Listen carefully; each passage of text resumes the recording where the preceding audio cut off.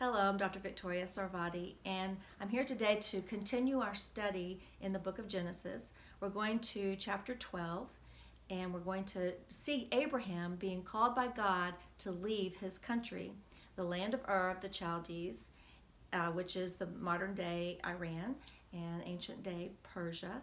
And he was from the dynasty of the Chaldeans. He was called to come to the land of Canaan. God called him out, Lech lecha, get up and go. And so Abraham obeyed God and left the land of his father, left a pagan land to go to a place that God would show him. And God said, I will be your God. And so he was beginning to show and introduce himself to Abraham so that Abraham can see the power and the might that comes from the one true God, God of covenant. And he begins to show him his power and his majesty through all the promises that he made with him in this covenant. There are three things that God made covenant with Abraham, determining. First of all, one is that he would make him a great nation.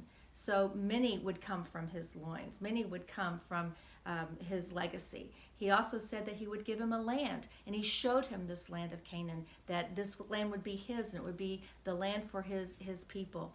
And he also said that all the nations would be blessed because of the covenant that God was making with Abraham. What does that exactly mean? What it means is it's actually a messianic inference that from him would come the capital S seed, the seed of the Son of Man that would bless all the nations. Through Abraham, all the nations will be blessed. At this point in time, all the nations were following after other gods, Molech and Baal and Tammuz and others that, of course, were contrary and challenging to the one true God.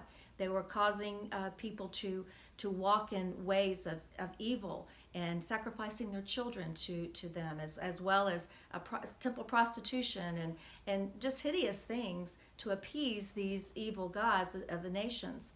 But God said that the nations would be blessed. So there will be a point in time when the word would go forth and redemption would go forth into the nations through the seed of Abraham. And we're thankful for the Jewish people, the followers of Yeshua, that listened to his command when he said, go into all the nations and tell them the good news, that they too, those in the nations who are worshiping pagan gods, can leave their gods and follow the God of Israel and be redeemed unto the Father.